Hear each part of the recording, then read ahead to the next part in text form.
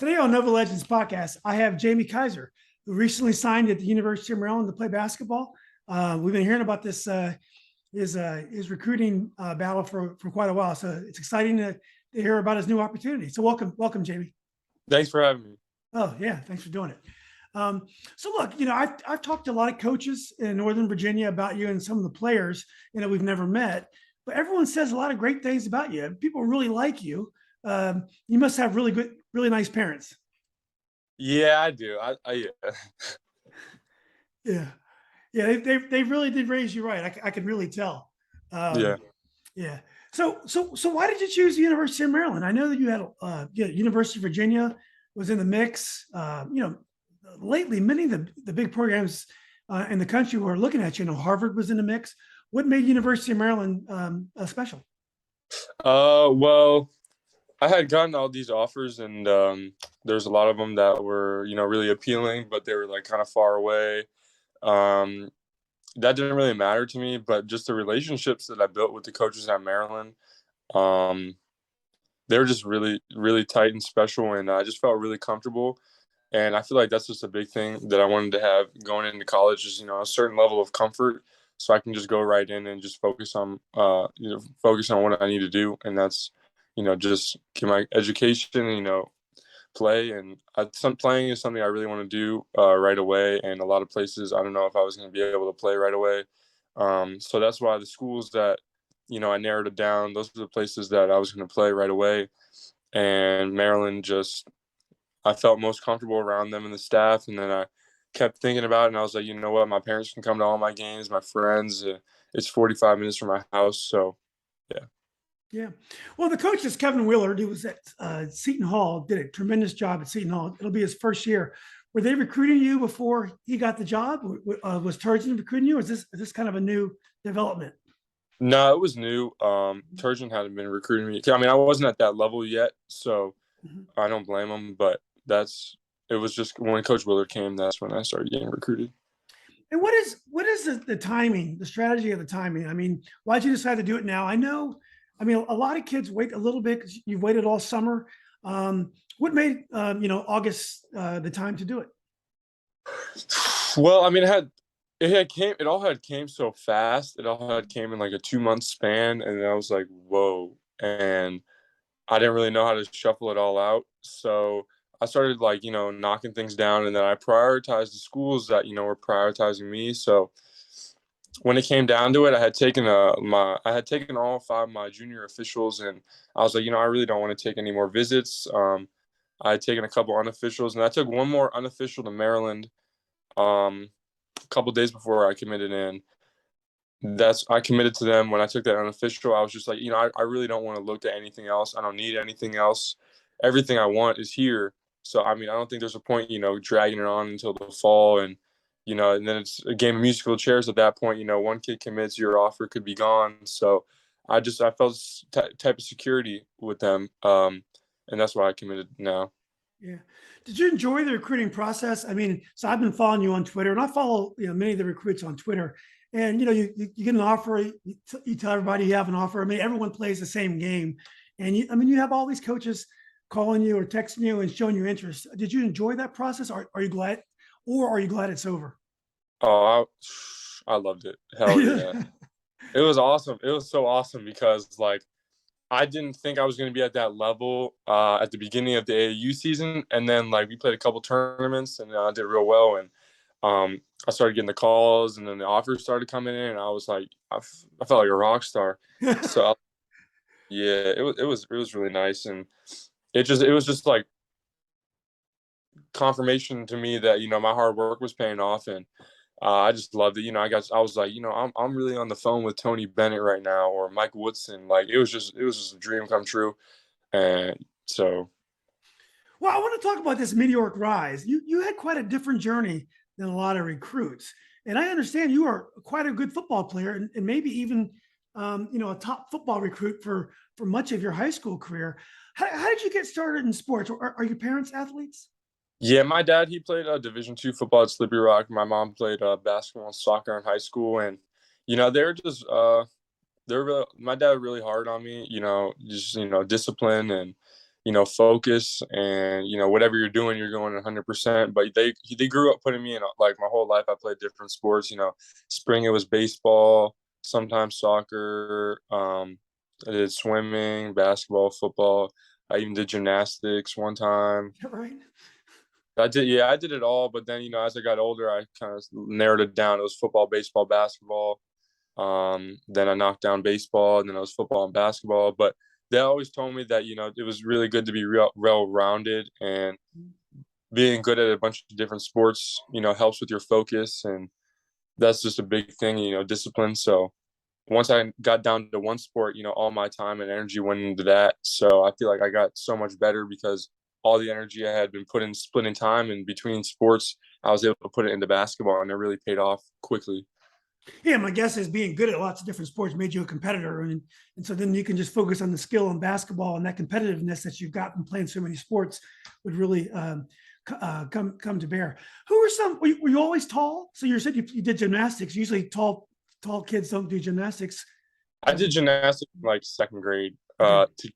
for the football season, but I was never always tall. I was actually short That's all right. most, and like going into eighth grade, I was about 5'8", and then I came out at like 6'2". So I had a huge growth spurt, buying a bunch of shoes. Had to go to Ross because they were cheaper. So yeah, and like once I hit that growth spurt, I got a lot of confidence because I was able to, shoot and dribble and pass, but I wasn't really able to get a bunch of things going because I was shorter than everybody, getting my shot tossed and things like that. So once I hit that huge growth spurt, and then a little bit of athleticism started kicking in, my coordination came back because, after I grew so fast, my coordination wasn't really there for a minute. But once I got that back, things started to really get going basketball wise, and I started playing more and more. Who are your first like influence in basketball? Who did you want to play like? Michael Jordan was my Okay. favorite. Yeah. Yeah, but then Favorite? like as I got older, I started like trying to look at guys that I kind of play more similar. Like, so I watch a lot of Devin Booker now and Klay Thompson, but it was always Michael Jordan. Good Jordan. So how about football? What position did you play in football, and who were your heroes in football? I played quarterback. Mhm. I was a big college football fan, so like that whole growing up, it was Johnny Manziel, Cam Newton. Those were like my favorite players growing up, and I watched them a lot. But my favorite player of all time was Barry Sanders. I don't know, it's just something about him. Like, act like you've been there before, real humble guy. So he was always my favorite, even though I wasn't alive when he played. I always watched his highlights and stuff. You're a real old school guy. I bet you like old music too, don't you? Like the old school Yeah, rap. yeah. Yeah. So, well, it's at some point you ended up going to Lake Braddock, and you played for Coach Mitras, a guy I went to high school with. He was older. He was older than me, and as you know, they play a very up and down style. I don't know how to easily characterize it. How did you enjoy playing for Coach Mitras and playing in that system? I loved it. It was probably the most fun time I ever had going to Lake Braddock my freshman and sophomore year because it was like a community. All my friends were going there. Like you go to school, you see all your friends after school. You're with your friends at practice, and then you got a game. Everyone's hyped for the game. Everyone shows up, and that went that football season, and then it carried right into basketball season. It was just so awesome, and I loved Coach Demetrius. He's a witty guy. He's funny. He's just fun to be around, and like a lot of people, I don't know if a lot of outside people like him, but like on the inside, like our team, we loved him. I mean, I loved him, and it was fun to play for him. The style was fun in my opinion because it was kind of my strong suits, but it was a lot of running at the beginning, and I was like, that wasn't fun. But once I got into like the shape where I could play in that system, it was awesome. We were beating teams by 20 and 30 points. So Hmm. Was it hard to transfer to BI? I mean, so you left a pretty good team. I saw Lake Braddock play a couple times last year. You had that baseball player that plays point guard. He was a good player. And you had an all around pretty solid team. But obviously your game was growing. You're gaining in prominence. Was it tough to leave your friends at Lake Braddock? Or do you ever have any regrets about that? I never have any regrets because my true friends, they understood why I left, and it was best for me to go in the WCAC. And the education part, my parents won't let me do anything else if my grades aren't good. So my parents knew that my grades were going to be great. So when I made the move, it was mainly to play in that great competition in the WCAC, get looked at by more colleges. So that was the main reason why I left. And we'll get back to BI in a minute. But how'd you do in football in Lake Braddock? Did you play quarterback for varsity? Well, I was the backup my freshman year, Mm-hmm. and then sophomore year I didn't play because COVID. Oh, because that's right, because of COVID. Yeah, that's unfortunate. Okay, so you went to Bishop Ireton. Who's the coach at Bishop Ireton? Basketball. Yeah, basketball coach. Dwayne Bryant. He Oh, played Dwayne at Bryant, Georgetown player. Yeah. Yeah. So Bishop Ireton, didn't have a fantastic year last year, but you scored a lot of points. I believe you led the WCAC in scoring. So tell us a little bit about your junior year and playing for Coach Bryant. I mean, I liked it. They gave me freedom to work on my game, and that's really something I really wanted to do because playing in public school, I was able to dominate just based off being a little bit stronger and faster and jumping higher than everyone. I didn't really need to use any moves or as much effort. So when I came to Bishop Ireton, I really got connected with the assistant coach Mike Lewis. He's from Alexandria. And we would go in the gym every day, working on my game, shooting, ball handling, just working on my weaknesses, just pounding my weaknesses. And once by the time the season came, I had gotten a lot better. And we were playing the best competition, even though we were losing, I feel like I was still getting something out of it because instead of going against weaker players in public school and winning, I was playing against better competition. So it's really sucked because I hate losing. It really icks me. I just hate losing. But it was good for me because I knew I was able to grow personally from it. And so I think it was the best thing for me this past year. Yeah. Did you ever consider going back to BI, or did you think you had to make another move to get to a higher level team? Oh, I was always going to go back to BI. That was the plan. So when I transferred there, I was like, all right, I'm going to finish my high school career here. Mm-hmm. But when the blow up happened in the spring and summer, I was getting calls. I was probably getting the same amount of high school calls that I was college calls. These top prep high school teams, and it was. I mean, it was nice, but I didn't want to leave at all. It was pretty much not like a last minute decision, but I only looked at 2 other high schools besides Bishop Ireton. I was hell bent on coming back, but then Oak Hill and IMG reached out. They had come to my AAU games. They were watching me all the time in the summertime, and I had taken a visit to IMG, and it was just awesome. And it was the best. It's the most college like high school I think there is, and it's on a resort next to the beach. I mean, who doesn't want to go there? So. Exactly. Yeah, but you're going to be away from your parents 1 year earlier, and you're fine with that to be away. I looked at it all right, I'm coming back home. I'm going to Maryland, so 45 minutes from my house. So it's just 1 year. Yeah. Well, AAU couldn't have gone much better this year for you. You guys won a championship down in South Carolina. Talk a little bit about your AAU season and your coach and your thoughts on how it went. Well, I think it started with the guys that we had. We had some really hungry players. Everyone was there to earn a scholarship, and because 17U is most of our last ride, most of us didn't have much, so we were just really hungry, and we went into the season with the mindset if we win, everyone's going to eat. So we went to that first tournament in Indiana. We went 4-0, and more coaches started coming, and then we went 3-1 in South Carolina, and we were number 2. We were number 2 in the whole Adidas going into the last 2 sessions. And, a lot of kids started getting more scholarships. But, yeah, we just had, really hungry guys.